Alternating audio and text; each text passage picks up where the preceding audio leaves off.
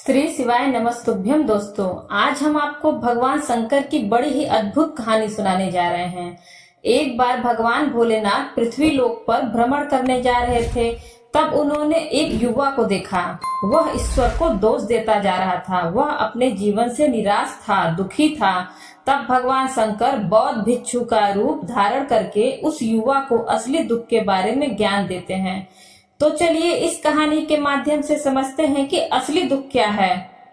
दोस्तों, अगर आप यह कहानी को सुन रहे हैं तो पूरा सुने और कहानी अच्छी लगे तो वीडियो को लाइक करें और अगर चैनल में नए हैं तो चैनल को सब्सक्राइब अवश्य कर लें।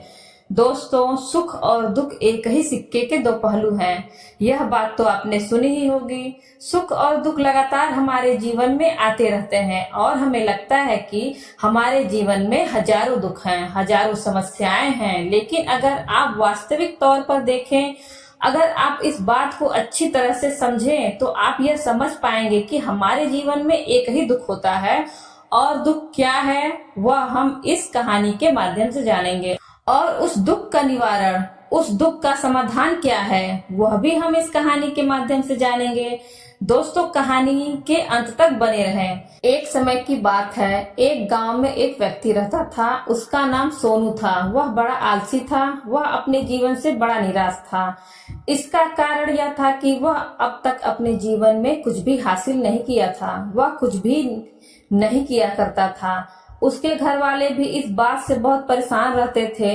वे चाहते थे कि वह बाहर जाकर कुछ अच्छा काम करे, कोई अच्छी नौकरी कर ले, लेकिन वह उनकी एक नहीं सुनता था। उसके घर वाले दूसरों का उदाहरण देकर उसे ताने मारते थे, उसे तरह तरह की बातें करते थे, लेकिन उसे कोई फर्क नहीं पड़ता था। जबकि उसके सारे मित्र कामयाब हो चुके थे। कोई अच्छा व्यापार कर रहा था तो कोई अच्छी नौकरी कर रहा था, जिस कारण जब भी वे लोग मिलते तो वो लोग अपनी बढ़ चढ़कर बड़ाई किया करते थे। लेकिन सोनू कुछ नहीं करता था, जिस कारण जब भी उससे कोई कुछ पूछता कि तुम क्या कर रहे हो तो वह कुछ नहीं कह पाता। उसे यह कहने में बहुत शर्म महसूस होती थी कि वह कुछ नहीं करता। वह हमेशा सबसे केवल एक ही बात करता था कि मैं कोशिश कर रहा हूँ, लेकिन उसकी कोशिशों का कोई भी फल किसी को नजर नहीं आ रहा था। देखते ही देखते अब ऐसा समय आ चुका था कि सोनू सभी से मुंह छुपाता फिरता ताकि उसे कोई यह न पूछ ले कि तुम क्या करते हो, जिस कारण वह किसी के सामने भी नहीं आता था। धीरे धीरे उसका मन दुखी होने लगा था। वह बहुत निराश होने लगा था। उसे यह प्रतीत होता था कि मानो वह अब इस धरती पर बोझ है, जिस कारण वह अपने आप को बहुत अकेला महसूस करता, बहुत तन्हा महसूस करता। एक दिन तो उसके मन में यह भी विचार उत्पन्न होने लगा कि मेरे हाथों में कुछ नहीं है तो मैं क्या कर सकता हूँ। अकेले बैठकर वह रोता रहा और भगवान को दोष देता रहा। एक दिन छुपता छुपाता घर से कहीं निकल कर जा रहा था। तभी उसने रास्ते में देखा कि एक बौद्ध भिक्षु लोगों को प्रवचन दे रहे हैं और प्रवचन में वह दुख की बातें कर रहे हैं। सोनू कुछ देर के लिए अपना मुंह छुपाकर वहीं खड़ा रहा ताकि उसे कोई देख ना ले और चुपचाप वह उन भिक्षु की बातें सुन रहा था। बौद्ध भिक्षु सभी को प्रवचन में कह रहे थे कि दुख हमारा सबसे बड़ा साथी है। हमें दुख अपने जीवन के बारे में समझाता है और हमें सही जीने का तरीका बताता है।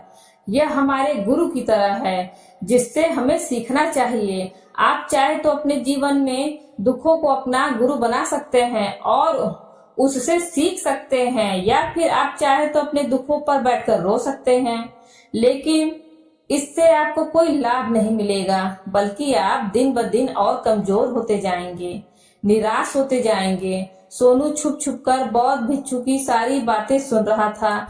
जैसे ही बौद्ध भिक्षु का प्रवचन खत्म हुआ, वह उन बौद्ध भिक्षु के सामने पहुंचा। उन्हें प्रणाम करते हुए कहता है कि महात्मा, अभी आप कुछ देर पहले दुख को गुरु बता रहे थे। आप कह रहे थे कि दुखों से हमें सीखना चाहिए, हमें उन्हें अपना गुरु बनाना चाहिए, लेकिन मैं भी तो अपने दुखों से परेशान हूँ, अपने जीवन से परेशान हूँ। मैं अब तक जो दुख झेला है, मुझे तो ऐसा प्रतीत नहीं हुआ कि मेरे दुख मुझे कुछ सिखा रहे हैं, बल्कि मुझे तो हमेशा यही लगता है कि वह मुझे पीड़ा दे रहे हैं, तकलीफ दे रहे हैं। दुख की पीड़ा बहुत भयंकर होती है। ऐसा लगता है कि अब इसके बाद हमारा जीवन समाप्त हो जाएगा। इसके बाद हमें कुछ नहीं मिलने वाला। दुख के आगे हमें मृत्यु भी उसके सामने कम लगती है। अब लोग ताने मारते हैं। जब लोग यह कहते हैं कि तुम क्या कर रहे हो, तब मन को बहुत ठेस पहुंचती है और मैं उनसे कुछ नहीं कह पाता। सोनू की यह सारी बातें सुनकर बौद्ध भिक्षु सोनू से कहते हैं, बेटा तुम्हें क्या दुख है और तुम दुख के बारे में ऐसी बातें क्यों कर रहे हो। सोनू ने अपने ऊपर बीती हुई सारी बातें बौद्ध भिक्षु को बता दी और कहने लगा, हे महात्मा, क्या मेरे दुख का कोई समाधान है। सोनू की यह बात सुनकर बौद्ध भिक्षु मुस्कुराने लगे और सोनू से कहते हैं, बेटा जब तुम्हारे जीवन में असली दुख आए तब तुम मेरे पास आना, मैं इसका समाधान अवश्य ही बतलाऊंगा। बौद्ध भिक्षु की यह बात सुनकर सोनू थोड़ा अचरज में पड़ गया। उसे समझ नहीं आ रहा था कि क्या उसने जो अब तक जो दुख झेला है वह असली दुख नहीं है। उसने जो अब तक पीड़ाएं सही हैं, जो ताने सहे हैं, जो तकलीफें उठाई हैं, क्या वह असली दुख नहीं है। आगे वह मन ही मन अपने आप से कहता है, जब मुझे मेरे अपने ही नहीं समझ पाए तब ये बौद्ध भिक्षु मुझे क्या समझेंगे। इतना सोचकर वह वहां से चला गया। सभी लोगों के ताने सुनकर सोनू बहुत थक चुका था। वह बहुत निराश हो चुका था, जिस कारण उसने निर्णय लिया कि अब वह कुछ करके दिखाएगा। उसने अपने पिता से थोड़ा सा रुपया लिया और उस रुपया से उसने व्यापार शुरू किया। उसके पिता बहुत खुश थे कि कम से कम मेरा बेटा कुछ करने का प्रयास तो कर रहा है, लेकिन उसे व्यापार में कोई सफलता मिल नहीं रही थी, जिस कारण वह बहुत ही हताश हो चुका था। वह बहुत निराश हो चुका था। उसे यह समझ नहीं आ रहा था कि अब वह क्या करे, किस तरह से अपने व्यापार को आगे बढ़ाए। तभी उसके पिता ने उससे कहा, बेटा कोई बात नहीं, इसी तरह से प्रयास करते रहो, आज नहीं तो कल सफलता अवश्य मिलेगी। सोनू ने अपने पिता की बात मानी और अपने व्यापार में और भी कड़ी मेहनत करने लगा। धीरे धीरे उसे सफलता मिलने लगी और फिर उसने रफ्तार पकड़ ली। देखते ही देखते केवल 3 सालों के अंदर ही वह बहुत बड़ा व्यापारी बन गया। अब उसके पास धन दौलत की कमी नहीं थी। लोग जो उससे पहले नापसंद करते थे अब उसे पसंद करते थे, उसकी चिंता करते थे, उसके कार्यों की सराहना करते थे। उसके माता पिता भी अब अपने बेटे से बहुत खुश थे और उसकी सफलता से वह अत्यंत प्रसन्न थे। धीरे धीरे सोनू के मित्रों की संख्या बढ़ती जा रही थी। सोनू के कुछ मित्रों ने उसे यह भी सलाह दी कि उसे अपना व्यापार और तेजी से बढ़ाना चाहिए, उसे और फैलाना चाहिए। जब तुम आज केवल इस नगर के सबसे बड़े व्यापारी हो, तब तुम्हारे साथ ही सारे लोग हैं, तब तुम इतना खुश हो, तब तुम सोचो जब तुम इस राज्य के सबसे बड़े व्यापारी बन जाओगे तब तुम्हारे यहाँ लोगों की भीड़ लग जाएगी।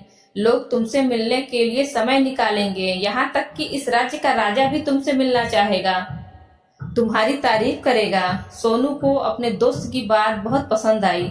सोनू ने सोचा कि मेरे मित्र सही कह रहे हैं, मुझे अपने व्यापार को और भी बड़ा करना चाहिए और फैलाना चाहिए, तभी तो हर कोई मेरे बारे में जान सकेगा।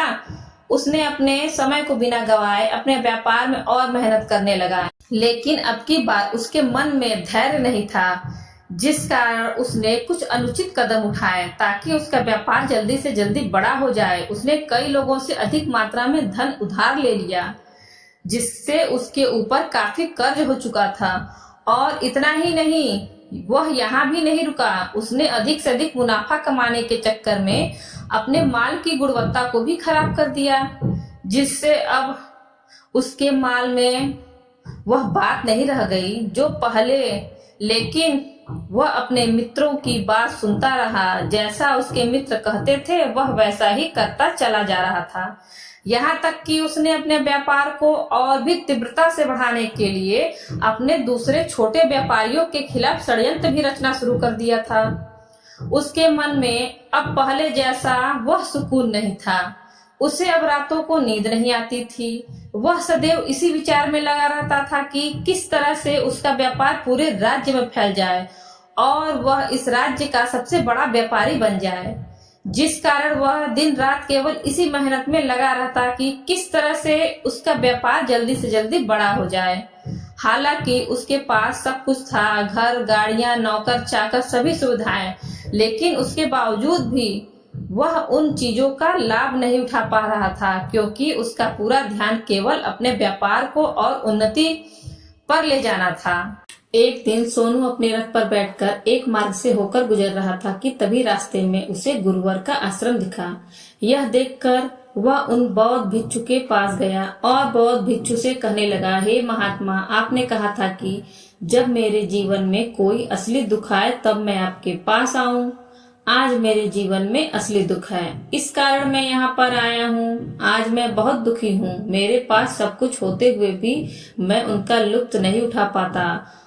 उनसे अपनी सारी बातें एक एक करके उन बौद्ध भिक्षु को बताया। तभी उन बौद्ध भिक्षु ने सोनू से कहा, बेटा, जब तुम पहले आए थे तब भी तुम बहुत दुखी थे, लेकिन तब तुमने अपने दुख से क्या सीखा था?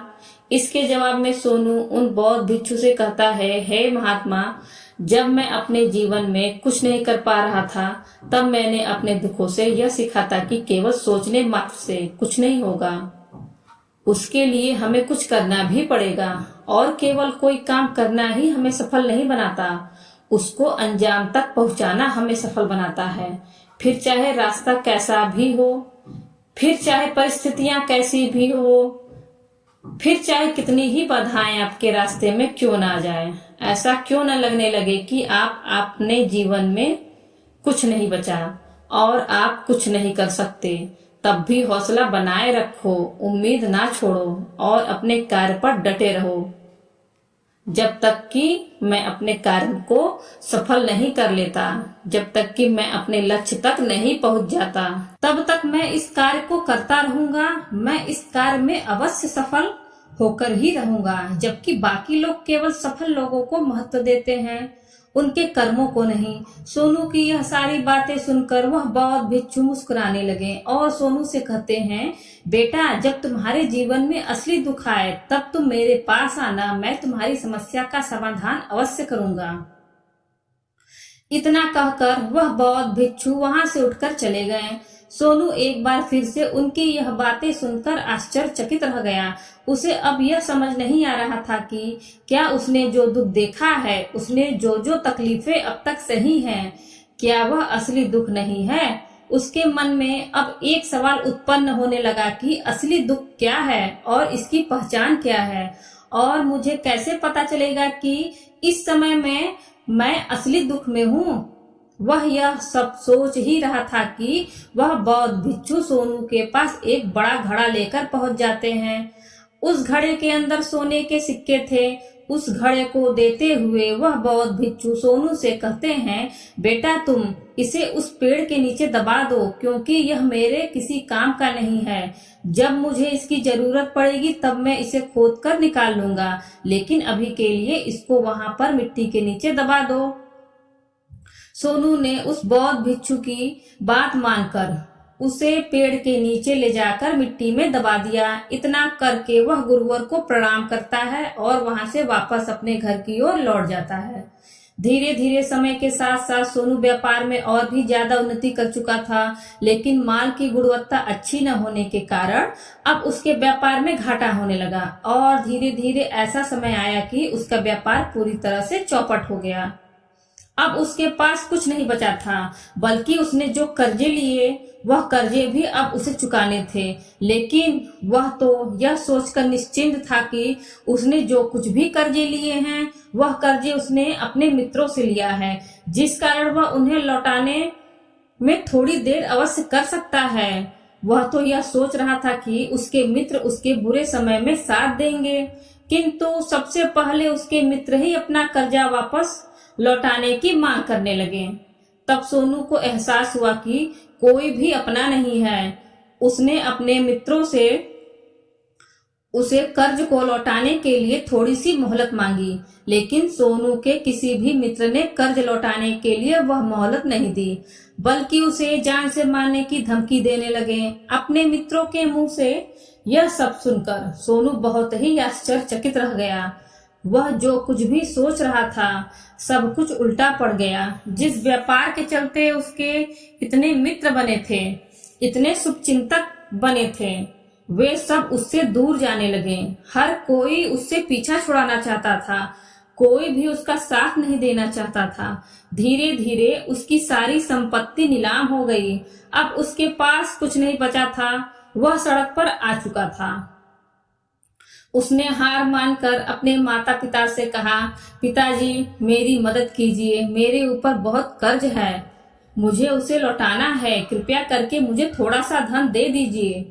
इस पर सोनू के पिता ने सोनू से कहा, बेटा मेरे पास तो ले देकर यही एक छोटा सा घर है, अगर यह अभी मैं तुम्हें दे दूं, यदि मैं इसे भी बेच दूं, तो मैं और तुम्हारी माँ कहाँ रहेंगे?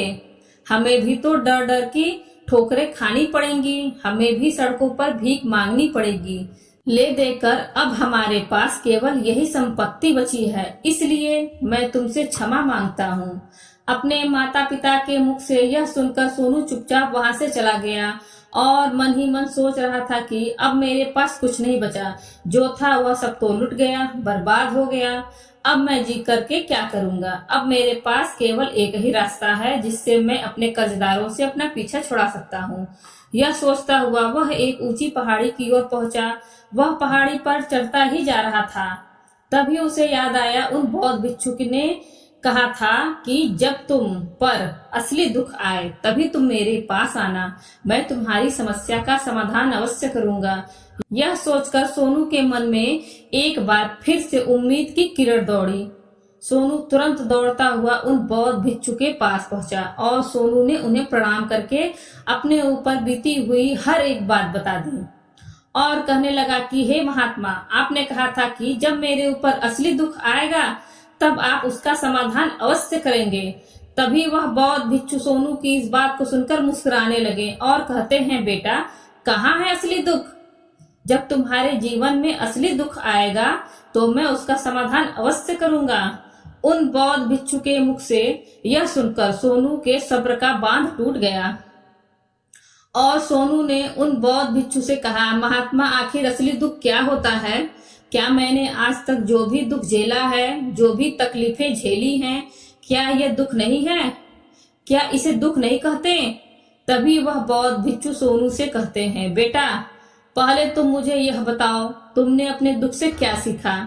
इसका जवाब देते हुए सोनू उन बौद्ध भिक्षु से कहता है, हे महात्मा, मैंने तो यह देखा है कि जो तुम्हारी तरक्की में तुम्हारा पीछा करते हैं, तुम्हारे साथ जुड़ते हैं, वह लोग तुम्हें अवश्य धोखा देंगे, क्योंकि ऐसे लोग बुरे समय पर तुम्हारा साथ नहीं देने वाले, बल्कि तुम्हारा फायदा उठाने का ही प्रयास करेंगे। इसलिए ऐसे लोगों पर भरोसा ना करें, बल्कि जो लोग तुम्हारी असफलता के समय पर, तुम्हारे बुरे समय पर तुम्हारे साथ खड़े हैं, वही तुम्हारे असली मित्र हैं और वही तुम्हारे साथ रहते हैं। और ऐसे लोग तुम्हें बहुत कम मिलेंगे और जिन्हें भी ऐसे लोग मिलते हैं उन्हें हमेशा उनकी कद्र करनी चाहिए। आगे सोनू उन बौद्ध भिक्षु से कहता है कि जब तुम कोई कार्य कर रहे हो तो उसे पूरी ईमानदारी से करो, धैर्य रखो, लालच न करो और अपने लक्ष्य तक पहुंचने के लिए किसी के लिए भी कोई षड्यंत्र न करो, क्योंकि ऐसा करने से तुम्हारे साथ ही बुरा होगा और तुम हमेशा नुकसान में रहोगे। सोनू की यह सारी बातें सुनकर वह बौद्ध भिक्षु उस पेड़ के पास पहुंचे। उन्होंने गड्ढा खोदा और वह घड़ा निकालकर सोनू के हाथ में थमा दिया, जिसमें सोनू के सिक्के भरे हुए थे। वह घड़ा सोनू के हाथ में थमाते हुए उन बौद्ध भिक्षु ने कहा, लो इसे पकड़ो और जब तुम्हारे जीवन में असली दुख आए तब तुम मेरे पास आना, मैं उसका समाधान अवश्य करूंगा। सोनू अभी बड़ी अचरज में था। उसे यह समझ नहीं आ रहा था कि आखिर यह असली दुख है क्या, लेकिन उसने अपने हाथों में पकड़े हुए घड़े को देखा जिसके अंदर सोने के सिक्के थे। यह देखकर उसके मन ही मन यह लगा कि चलो अब तो थोड़ी सी राहत अवश्य हो जाएगी। मैं अपने मित्रों का वह कर्ज लौटा सकता हूँ और एक नया व्यापार भी फिर से आरंभ कर सकूंगा। इसके लिए उसने उन बौद्ध भिक्षु को प्रणाम किया, उनका धन्यवाद किया और वहां से चला गया। सोनू ने उन सोने के सिक्कों से सभी का कर्ज लौटा दिया और अपने लिए एक बार फिर से नया व्यापार शुरू किया। व्यापार छोटा था, लेकिन अब की बार सोनू बहुत खुश था। उसने पूरी ईमानदारी, मेहनत और लगन के साथ अपने व्यापार पर काम किया और देखते ही देखते एक बार फिर से वह एक बड़ा व्यापारी बन गया। लेकिन अब की बार वह बहुत खुश था, क्योंकि इस बार उसने कोई लालच नहीं किया था, न ही किसी के लिए षड्यंत्र रचा, बल्कि उसने पूरे ईमानदारी और मेहनत के साथ अपने व्यापार पर काम किया। लेकिन जैसे जैसे आप धनी होते जाते हैं, जैसे जैसे आप अमीर बनते जाते हैं, आपके मन में एक डर और उत्पन्न होने लगता है और वह अपने दौलत को ना खो देने का डर होता है, जिस कारण आप दान करना शुरू कर देते हैं, लोगों की मदद करते हैं, ताकि आपके जीवन में भी कभी कोई दुख ना आए। लेकिन यह जीवन सुख और दुख का संगम है, जिस कारण किसी को सुख और दुख से होकर गुजरना ही पड़ता है। इसी वजह से एक बार फिर से सोनू के जीवन में एक और दुख उत्पन्न हुआ। अब की बार उसके माता और पिता दोनों की मृत्यु हो गई। सोनू अपने माता पिता से बहुत प्रेम करता था, जिस कारण उसके मन को बहुत गहरा आघात पहुंचा। जब आखिरी बार वह उन्हें देख रहा था तो उसके मन में हजारों सवाल उत्पन्न होने लगे। वह अपने घर लौटा और उसने देखा कि जिस संपत्ति के लिए वह हमेशा लड़ते झगड़ते रहते थे, आज उसकी देखभाल के लिए कोई नहीं था। उसके माता पिता ने जो भी मेहनत की, जो भी अपने जीवन में इकट्ठा किया, वह सब यही रह गया। लेकिन अब सब कुछ खत्म हो चुका था और सोनू का मन अब बहुत बेचैन हो रहा था। उसके मन में हजारों सवाल उत्पन्न हो रहे थे और वह अपने आप को बहुत अकेला महसूस कर रहा था। उसे बहुत खालीपन महसूस हो रहा था। उसने इधर उधर देखा, लेकिन उसे कुछ समझ नहीं आया। तभी उसने उन बौद्ध भिक्षु की याद आई। फिर तुरंत ही भागा भागा उन बौद्ध भिक्षु के पास गया।